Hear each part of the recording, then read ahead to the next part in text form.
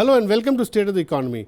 The ordinary people of India continue to stand in queues to recover their own money from banks, as also to deposit money after the stunning decision by this government to demonetize 85% or 86% of all currency in float in public. 1,500 rupee notes are still in short supply. The government claims that it will replace all the currency withdrawn or declared invalid in a few months. Going by the rate of replacement, it appears that it will take about 4 to 5 months for the full replacement to happen. In the meanwhile, as we all see with our own eyes, the economy suffers from a very severe demand shock. Economic activity has come down across the board by over 50%. This is expected to ease a little as the replacement of currency progresses. At what rate will it progress? One doesn't know, because the government has not come up with a definitive roadmap for that. So the entire country is debating as to what this is leading up to. To discuss various complexities of this whole exercise, we have with us very well-known economist, Professor Ila Patnaik, from the NIPFP, National Institute of Public Finance and Policy, which is a finance ministry think tank. She's done a lot of work with the previous regime and with this regime, formally and informally, given policy inputs on tax reforms, which is directly linked to generation of black money, and has worked on black money also theoretically. So we have her with us to decode some of the issues that we face. Welcome to our show, Ila Patnaik. So please tell us, how do you see this panning out? We are now, I think, in the 12th day of demonetization. There's extreme distress. So how do you see the economy playing out? You know, money has two very important functions. One is as a medium of exchange, which is the dominant function, and the other is as a store of value. Even as a store of value, its function is as precautionary. You know, most of us keep a little bit of cash with us, and then as an asset, where we keep the cash so that its value increases.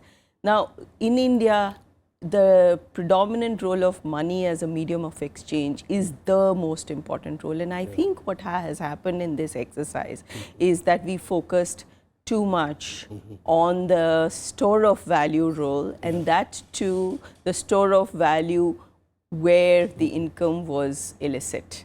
So having ignored the fact that money is such an important function, which is as a medium of exchange, what we've managed to do is to ignore the costs that were going to be imposed on the economy if you suck out this medium of exchange.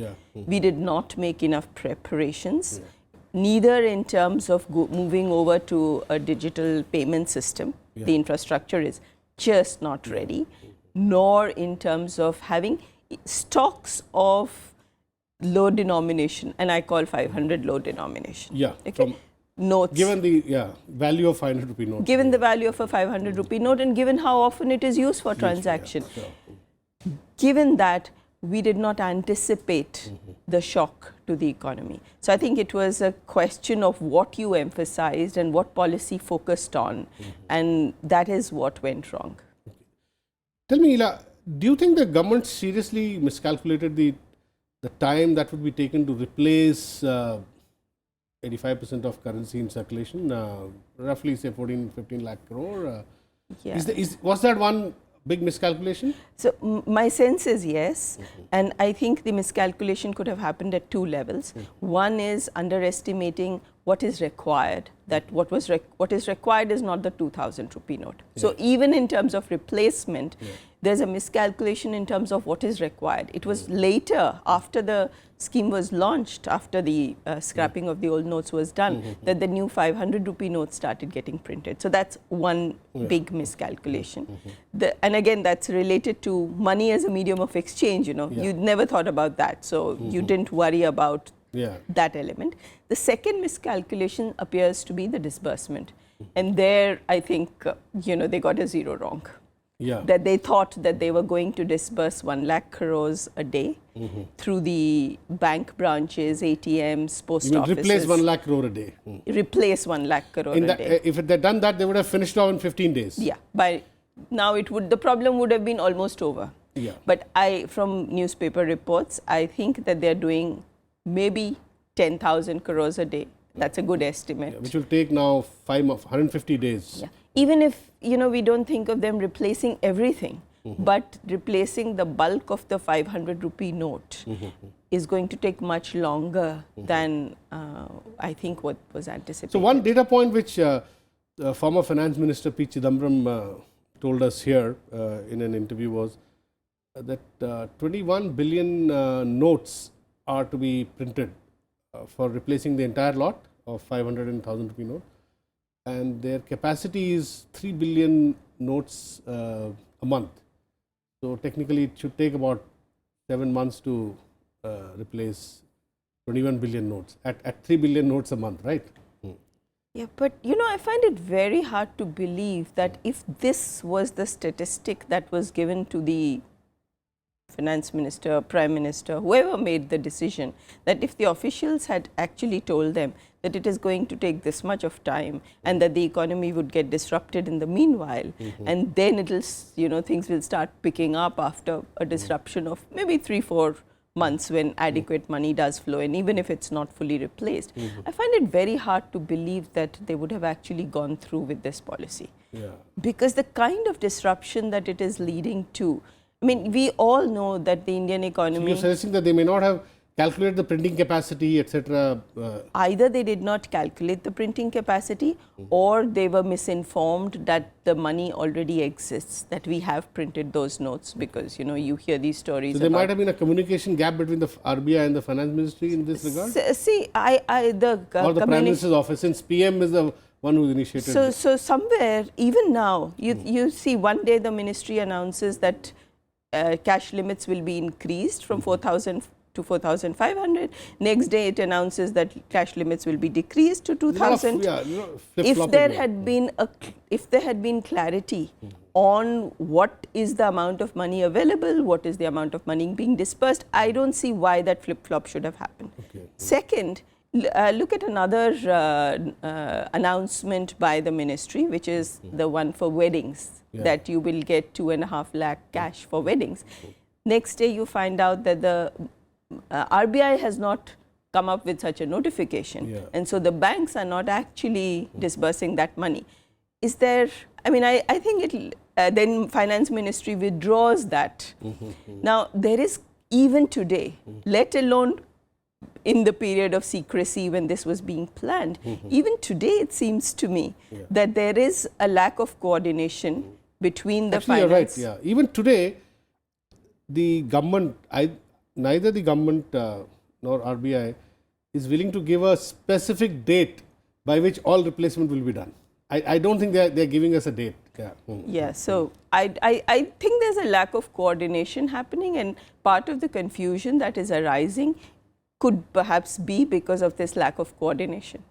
Tell me, Ila, there are equity research firms, one based out of Mumbai, Ambit Capital, which has clearly come out with a report that in the quarter that we are in, October to December, there is such a huge demand contraction because of lack of currency in circulation that the GDP would contract in this quarter.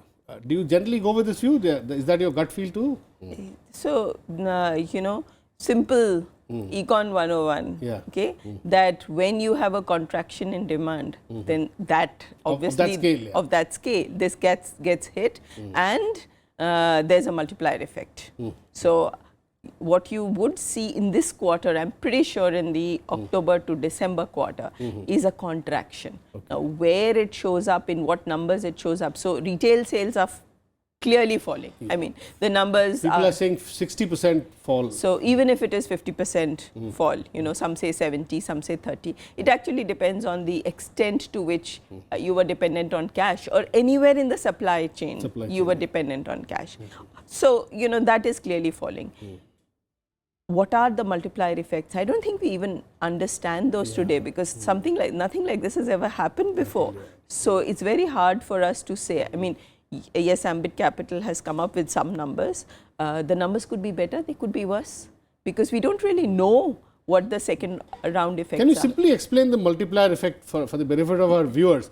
Are you saying that there are transactions not happening, say 500 rupee note not exchanged for a transaction, after that there would have been 6 other transactions with the same, the note would have passed through? No, that's not happening. No, so you're talking about the velocity of circulation of money. That is velocity of circulation of money. That also has an impact. That has an impact. What I'm talking about is the multiplier effect, which is that if I'm losing 100 rupees of income, then I'm going to spend 100 rupees less. And the people who were living off the, who were earning because of my spending, are going to spend less. The cascading effect. There's a cascading effect. So everybody doesn't spend their entire income. Everybody saves and spends some amount. So let's say everybody spends 3/4 as a simplifying assumption. Then if today you are not going to go to a restaurant and spend money, the restaurant owner is going to spend 75, you would spend 100 rupees less, the restaurant owner spends 75 rupees less. The businesses he was paying for, those guys, their income goes down. The suppliers to the restaurant, they earn less, so they spend less. So this is just not even the suppliers, this is just the demand effect. That he spends less. So the guys who were making their living out of his spending. So let's say his press wala, his maid, let's say he's spending less, they all get less, they all spend less. So their demand for food products, for vegetables, for milk goes down, and so on. So that is the multiplier effect, that if there is a demand shock to the economy, the opposite of that, which was the government trying to increase spending, and this quarter, what we thought was going to happen this year, 16-17, was that the 7th Pay Commission was going to put money in the hands of government employees who were going to go out and spend, and that would have a multiplier effect. So it's the opposite of the demand shock that was expected in the economy. So just to give you a small example of this, Flipkart, an insider in Flipkart told me that 60%, 60 to 65% of their monthly sales are in cash. People give cash, and their monthly sales are average of the order of 2,500 crores a month. And he's saying that almost that 65% is like hugely impacted. Over 70-80% is gone. So you know, if the system had been ready in terms of digital payments, you know, this is something that could have been avoided. We were on this initiative of Jam Trinity for the last couple of years, and the payments regulator, which is the RBI, could have ensured that there was full interoperability. So you know, something like the TRAI starts slapping fines on a telecom company that says, I will not receive money from somebody else because I don't have the infrastructure, it is costly for me.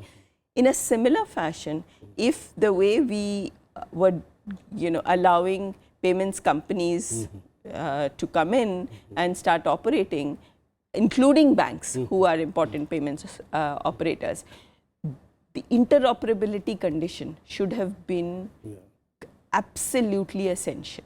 So the regulator should have said, okay, you might have a Paytm, I might be SBI, but SBI cannot say no to money coming in from Paytm. Paytm cannot say no to money coming in. This complete interoperability. But tell me, I want to, Ila, a fundamental question I want to ask here. While everybody agrees that progressively we must move towards a cashless economy, and as many transaction costs go down if you do electronic transfer. But if you see advanced economies like even Japan, for instance, the figures that come out from Japan surprises me, because Japan has a robust cash economy. It's nearly 20% of GDP, way higher than India's, which is about 13%. Its currency as a proportion of GDP, currency in circulation. And even the other economies do have a substantial cash economy. So this level of demonetization and the policy signal that is coming is that as Mr. P. Chidambaram has said, they are trying to demonize the cash economy. Do you feel that that is not necessary? You need not. There is a huge cash economy which operates, say, in rural India, among the the very poor, in rural hearts, etc. So, is there a certain sort of demonization happening of the cash economy? I would say that it's back to the question that I pointed out in the beginning, that you are almost ignoring the fact that money is a medium of exchange. Okay. You're demonizing the storage, the money as a store of value element, and that too you're trying to say that it's not the precautionary money with a little cash with households, but we are demonizing the rest of it. And in the process, because you're just completely ignoring that the money is that essential lubricant for an economy. Sure, yeah. The economy cannot function without it. So as you said, Japan, US, anywhere, cash is a preference. Yeah. So people might prefer to use it, might prefer not to use it. But it is something that is absolutely essential. And I think it's just this whole debate has kind of ignored that very first monetary economics lesson that So do you think because of this, what you just said, there could be a perception building around the world that that the way we've handled this, the central bank, the government, a certain sort of, do you think the world will think that we treated our currency as a store of value in a slightly cavalier fashion? Can that perception, does that message go out around the world? I think the message that goes out is that we're pretty incompetent. Incompetent. Yeah, that's that we didn't think it through. We didn't understand what the function of money is. We took it for granted that yes, we've talked about these things like jam and mobile telephony, and so it must be all in place. We've talked about opening accounts, so people must be all banked. I think for me, and from whatever I'm seeing in the foreign media, the big message seems to be that we've been incompetent. We've been incompetent. Tell me, as an economist, let's talk about damage control now. From here on, at two levels, damage control, right? At one level is that you have to restore all the replacement of, in terms of replacement of currency. How do you deal with issues like coming out of the economic shock? You said you agree that in this quarter that we are in, there will be contraction. In the next quarter, perhaps not much change. So when do you think the economy will recover? You told me that there could be a second round of supply shock because all this money which is not going back into production stream, So what do you foresee, say, over a year? I think it depends on what they are able to step in and do to damage control. In the next budget or something like that, right? Or even now. Even now. So, is money going to people who already have plastic money?